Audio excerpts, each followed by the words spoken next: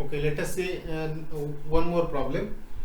Rakesh wants to invest at most rupees 45,000 in saving certificate. SC means saving certificate. If you see the problem, you will see saving certificate and fixed deposit. म्हणजे राकेशला एकूण जास्तीत जास्त 45,000 रुपये ह्या दोन scheme मध्ये गुंतवायचे, सेव्हिंग सर्टिफिकेट आणि FD म्हणजे fixed deposit. He wants to invest at least ₹5,000 in saving certificate. म्हणजे कमीत कमी या 45,000 पैकी 5,000 रुपये त्याला सेव्हिंग सर्टिफिकेटमध्ये कमीत कमी गुंतवायचे आणि कमीत कमी 15,000 रुपये त्याला FD मध्ये गुंतवायचे आहेत. ह्या तीन कंडिशन आहेत. The rate of interest is 4% per annum for SC म्हणजे saving certificate and for FD it is 7%.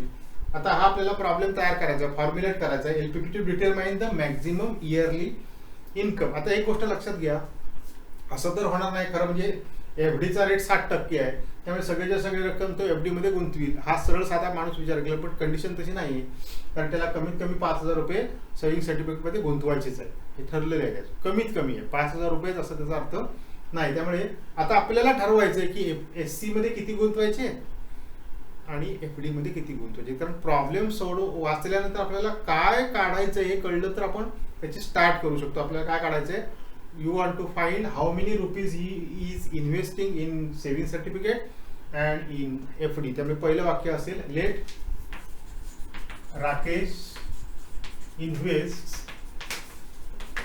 rupees X in SC and rupees Y in FD. आता ते गुंतवलेले रुपये आहे म्हणून डायरेक्ट ते काही निगेटिव्ह असू शकत नाही, त्यामुळे तुमचं ऑटोमॅटिक पहिलं वाक्य तयार झालं. एकदा X आणि Yचं तुम्ही योग्य वाक्य लिहिलं की पुढे हे लिहायचंच आहे. आता एक गोष्ट लक्षात घ्या, त्याच्यापासून आपल्याला हे एवढं यील्ड आहे, म्हणजे यील्ड म्हणजे इन्कम मिळतं. मग आता इन्कम, टोटल इन्कम कसं असेल, समजा त्याला आपण I किंवा Z म्हटलं, काही म्हणा, त्या अक्षराला काय घ्यायला पाहिजे असं काही नियम नाही. त्याने SC मध्ये किती गुंतवले आहेत, तर X रुपये गुंतवले आणि FD मध्ये किती गुंतवले, तर Y रुपये गुंतवले. SCचा व्याज दर 4% आहे, त्यामुळे तुम्हाला आता साधं आठवतंय का बघा, 4% म्हणजे 4x/100 आणि 7% म्हणजे 7x/100 असं व्याज काढायला लागेल. Xच्या 4%, मला वाटतं कॉमर्सच्या विद्यार्थ्यांना तेवढं नक्की माहिती असेल, आणि Yच्या 7%, कारण Y एवढं त्याचं FD मध्ये गुंतवलेलं. त्यामुळे टोटल इन्कम तुमचं असं असेल. हे सध्या असंच राहू दे, पुढे आपल्याला सोडवायचं असेल तर वेगळा विचार करायला लागेल, अदरवाईज हे आता असं राहिलं तरी चालेल. फक्त यापूर्वीच्या प्रॉब्लेम्समध्ये डायरेक्ट आकडे होते, त्यामुळे आपण 200x अधिक 300y असं लिहित होतो, किंवा 45x आणि 25y असं लिहित होतो. आता आपल्याला थोडं वेगळं करायचं, इथे फक्त हे पर्सेंट मध्ये दिले आहे, त्यामुळे ही ऍडिशनल गोष्ट आहे. आता बघायच्या सारखं इथे टेबल करायला स्कोपच नाही, त्यामुळे डायरेक्ट कन्सेंट तयार करायचे. इथे तुम्हाला अधिक बुद्धिमत्ता वापरायची. पहिलेच वाक्य काय बघा, he wants to invest at most ₹45. आता त्याने किती गुंतवले,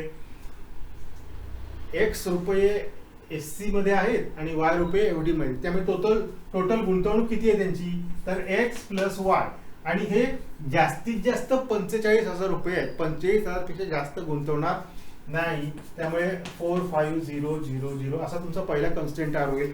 अर्थात हा कन्स्टेंट मगाच्या पद्धतीने तयार झाला नाही, टेबलर फॉर्म मध्ये आपण ह्याच्यात काय करू शकत नाही, कारण मगाच्या सारखं 3-3 आकडे 2-2 आकडे असं काही दिलेलं नाही. त्यामुळे हे तुम्हाला समजून घ्यायचा विषय आहे. हे तुम्हाला समजलं ही त्यांची एकूण गुंतवणूक आहे, पण जास्तीत जास्त किती आहे, 45,000. त्याच्यापेक्षा कमी चालेल, पण त्याच्यापेक्षा जास्ती चालणार नाही. ॲट मोस्ट म्हटले बघा, जास्तीत जास्त.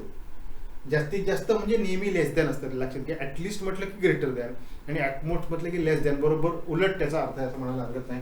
त्यामुळे हे तुमचा तिसरा कन्स्टेंट तयार होईल. आणखीन एक कंडिशन तुम्हाला पुढे येईल बघा. आता इथे कमीत कमी 5,000 रुपये तो SC मध्ये गुंतवतो. ऍक्च्युली SC मध्ये गुंतवलेत किती, तर X गुंतवलेत, आणि ते कमीत कमी 5,000 रुपये आहेत. त्यामुळे तुमचा असा कन्स्टेंट तयार होईल, ह्याच्यात Y असणारच नाहीये. आणि दुसरा Y किती आहे, कमीत कमी 15,000 रुपये, त्यामुळे तुमचा तो कन्स्टेंट असा तयार होईल.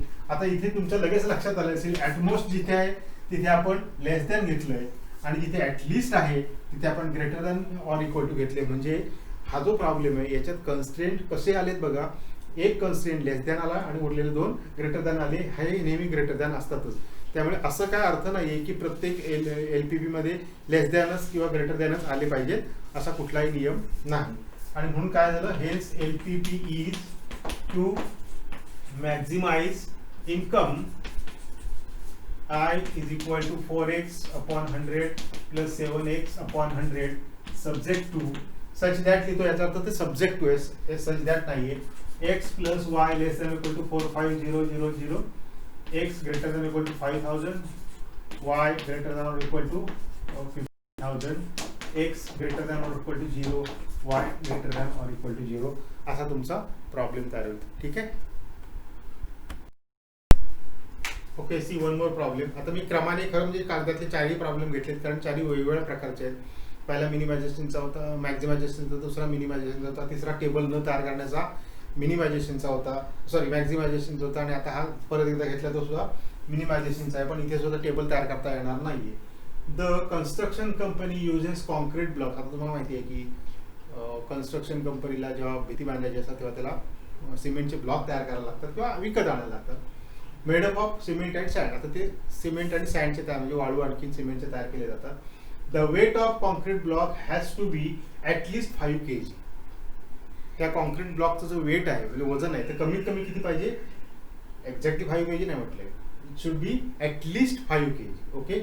Cement cost ₹20 per kg and sand cost ₹6 per kg. सिमेंटची किंमत आहे ₹20 पर किलोग्राम आणि सँडची आहे ₹6 पर किलोग्राम.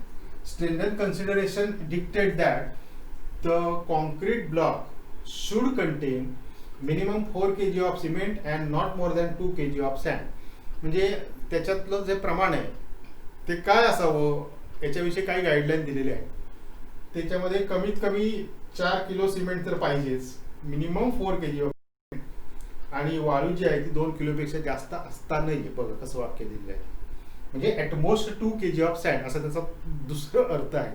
जिथे इथे मिनिमम दिलं तसं इथे maximum of 2 kg of sand असं सुद्धा म्हटलं तरी चाललं असतं. पण तुम्हाला फसवण्यासाठी कसं निगेटिव्ह मध्ये वाक्य दिलंय बघा, not more than 2 kg of sand. आता हा तुम्हाला प्रॉब्लेम तयार करायचा आहे एक्स आणि वायचा वापर करून टू मिनिमाइज द कॉस्ट, म्हणजे जी ब्लॉकची किंमत आहे ती कमीत कमी येईल असं तुम्हाला तयार करायचं. म्हणजे आता मुळात ठरवायचं काय आहे तर सिमेंट किती घालावं आणि सँड किती घालावी हे ठरवायचं आहे. सो तिथून तुम्ही सुरुवात करणार. So let x kg of cement and y kg of sand to be used to make a block. आता सिमेंट आणि वाळू तुम्ही काय निगेटिव्ह वापरणार नाही 100%, त्यामुळे तुम्हाला x greater than equal to 0, y greater than equal to 0 हे आपल्याला मिळणारच आहे. आता त्याची किमतीविषयी तुम्हाला दिले बघा, ₹20, सॉरी 20 रुपये नाही, हा बरोबर आहे, एका केजीची किंमत किती आहे ₹20 सिमेंटच्या आणि सँडची ₹6. त्यामुळे टोटल कॉस्ट किती होईल, कॉस्ट आहे सी. आपण x kg सिमेंट वापरले, एका केजी किंमत ₹20 आहे, त्यामुळे 20x आहे आणि 6y हे तुमचं कॉस्ट, टोटल कॉस्ट. आता हे तुम्ही हे डायरेक्ट लिहिण्याच्या पूर्वी एक वाक्य लिहू शकता, ॲज सिमेंट कॉस्ट रुपी, इथलंच वाक्य लिहायचं असतं. फक्त आपलं उत्तर नीट मांडलेलं आहे असं दिसण्यासाठी इथलंच वाक्य लिहायचं. Cement cost ₹20 per kg and sand cost ₹6 per kg. हे total cost C is equal to, आता कॉस्ट आहे म्हणून मी सी घेतले, झेड घेतलं तरी सुद्धा चालेल, बऱ्याचशा प्रॉब्लेममध्ये झेड अक्षर असतं, तुम्ही सी घेतलं तरी चालेल. आता इथे सुद्धा तुमच्या लक्षात आलं असेल इथे असं अनइव्हन आहे सगळं, तुम्हाला डायरेक्ट इथे असं टेबल बिबल तयार करण्यासारखं काही अवेलेबिलिटी नाही, काय तुमचं रिक्वायरमेंट वगैरे असे शब्द नाही, आणि 2 F1 F2 किंवा A B असं काय दिसत नाही आपल्याला. आता वाचायला सुरुवात करायची. The weight of a construction block has to be at least 5 kg. आता मला सांगा तुम्ही जर x सिमेंट आणि y वापरली तर त्या ब्लॉकचं वेट किती तयार होईल, तर त्याचं वेट तयार होईल x प्लस y. आणि हे वेट किती पाहिजे तर त्याचं दिलेलं आहे, concrete block has to be at least 5 kg. कमीत कमी 5, म्हणजे एक्झॅक्टली 5 आहे का, नाही, कमीत कमी 5, याचा अर्थ greater than or equal to 5, म्हणजे 5 kg पेक्षा वेट कमी असताना हे ऍक्च्युअली वेट आहे आणि हे 5 kg आहे. एक्झॅक्टली तर असणारच नाही. लेस दॅन ऑर इक्वल टू घेतलं तर 5 पेक्षा कमी आहे त्याचा असा अर्थ होतो. आपल्याला 5 पेक्षा जास्त असलं पाहिजे, ऍटलिस्ट 5 kg. आणि ऍटलिस्ट शब्द वापरला की तुम्हाला मी मगाशीच सांगितलं greater than or equal to, म्हणजे जर आपल्याला अर्थ कळला नाही तर साठी सांगितलं आहे. तर ज्याला अर्थ कळेल तो greater than or equal to 3. त्यामुळे हे ऍक्च्युली आपण वापरतोय आणि हे त्याचं 5 kg असतं पाहिजे. पहिला म्हणजे आपल्या लक्षात येईल की आपल्याला कसे कन्स्ट्रेंट तयार करायचे असतात. बघा आता पुढे सुद्धा तसंच म्हटलंय, should content minimum of 4 kg of cement. Cement किती वापरतोय आपण? X वापरतोय. मग सिमेंट X kg आणि कमीत कमी किती? 4. त्यामुळे greater than or equal to 4 असा आपल्या त्याच्या सिमेंट हे कमीत कमी 4, कमीत कमी म्हणजे greater than or equal to. आताच सांगितलं ऍटलिस्ट किंवा कमीत कमी, दोघांचा अर्थ एकच असतो. आणि सँड जास्तीत जास्त 2. Y less than or equal to 2. इथे बघा कसे इथे हा ग्रेटर दॅन आला, हा ग्रेटर दॅन आला, हा लेस दॅन आला. आपला प्रॉब्लेम इथे संपला, कारण पुढे आता काहीच नाहीये. म्हणजे नेहमीच टेबल तयार करून प्रॉब्लेम होतोच असं नाही. त्यामुळे तुमचा LPP काय होईल? To minimize cost C is equal to 20x plus 6y subject to x plus y greater than or equal to x greater than or equal to 4, y less than or equal to 2, x greater than or equal to 0, y greater than or equal to 0. म्हणजे असा तुमचा problem तयार झाला. Okay.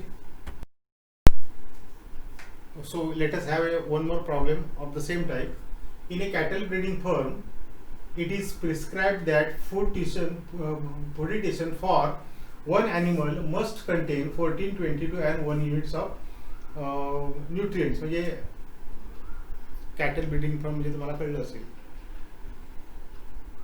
एक firm आहे जिथे प्राणी पाळले जातात.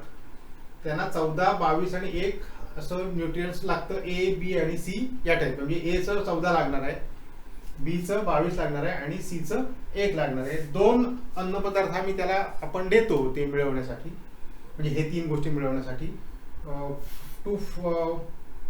To kinds of fodders are available, fodder F1 आणि फोडर F2. यापासून हे न्यूट्रिएंट्स आहेत A, B, C मिळतात. किती मिळतात ते दिलेलं आहे. F1 पासून A 2 मिळतो, B 2 मिळतो आणि C 1 मिळतो. F2 पासून A 1 मिळतो, B 3 मिळतो आणि C 1 मिळतो. म्हणजे जसे पूर्ण वाक्य दिलेलं असतं ना, त्याच्याऐवजी आता तुम्हाला टेबल फॉर्म करून दिलेलं आहे. ही गोष्ट लक्षात घ्या. The cost of fodder F1 is ₹3 and cost of fodder F2 is ₹2 per unit. You have to formulate this to minimize the cost. आता याच्यात तुम्हाला ठरवायचं काय आहे? How many units of F1 and how many units of F2 you will feed to the animals to get these A, B, C in the required quantity. तर पहिलं वाक्य तुमचं काय येईल? Let X units of F1 and Y units of F2 be taken. Hence X greater than or equal to 0, Y greater than or equal to 0. आता यांचे cost तुम्हाला दिलेले आहेत. ₹3 F1 ची आहे आणि ₹2 F2 चे. हे टोटल कॉस्ट किती होईल? C is equal to 3x plus 2y. हे तुमचं 1 झालं, हे तुमचं 2 झालं. आता ऑलरेडी तुम्हाला टेबल तयार करून दिलेलं आहे, पण टेबलमध्ये तुम्हाला तिसरा जो कॉलम असतो ते दिलेला नाही. इथे F1 आणि F2 आहे, त्यामुळे आपण इथे हे x आहे आणि हे y आहे. आता इथेच जर आपण एक समजा, म्हणजे तुम्ही जेव्हा उत्तरपत्रिकेत लिहाल तेव्हा तुम्हाला टेबल पुन्हा लिहावं लागेल. आता माझ्या समोर आहे म्हणून मी लगेच लिहितो. हे जे काय आहे ते ही त्यांची रिक्वायरमेंट आहे, आणि ही जेव्हा रिक्वायरमेंट असते तेव्हा ती आपल्याला इथे लिहायला लागते. आता ह्याच्यात आपण रिक्वायरमेंट लिहू शकतो. ह्याची तुमचा A ची 14 आहे, B ची 22 आहे आणि शेवटची 1 आहे. त्यामुळे तुम्हाला डायरेक्ट फॉर A असं लिहू शकतो आपण. फॉर न्यूट्रिएंट्स A कसं ते आता आडवा कन्स्टेंट तयार होईल 2x प्लस y. आता बघा ही त्याची रिक्वायरमेंट म्हणजे गरज आहे. 14 ही त्याची गरज आहे. जेव्हा फूड संबंधी विषय असतो तेव्हा greater than or equal to लिहायचं, लक्षात ठेवा, कारण तेवढं कमीत कमी त्याला मिळालं पाहिजे. For B 2x plus 3y greater than or equal to 22 and for C x plus y greater than or equal to 1 आता तुमचा प्रॉब्लेम तर तयार झाला. एलपीपी कसं लिहिणार? LPP is to minimize cost C is equal to 3x plus 2y subject to 2x plus 3y, sorry, 2x plus y greater than or equal to 14, 2x plus 3y greater than or equal to 22, x plus y greater than or equal to 1, x greater than or equal to 0, y greater than or equal to 0. म्हणजे काही problem तुम्हाला असे पण असतात की table तुम्हाला readymade दिलेलं असतं पण त्याच्यात एखादी गोष्ट दिलेली नसते किंवा रिव्हर्स टेबल पण काही प्रॉब्लेम देतात. आपण एक पुढे प्रॉब्लेम घेणार आहोत की ज्या ठिकाणी इथे फक्त एक डायरेक्ट कॉलम ऍड करून तुमचं काम झालं. काही ठिकाणी तुम्हाला ते समजून घेणं गरजेचं आहे. एवढी गोष्ट लक्षात ठेवा. तुम्हाला थोडक्यात काय माहितीये का, हा प्रॉब्लेम वाचल्यानंतर तो काय आहे त्याचा अर्थ कळला की आपण प्रॉब्लेम सहज सोडवू शकतो. अजून आपण एक 2 प्रॉब्लेम घेणार आहोत पुढच्या व्हिडिओमध्ये.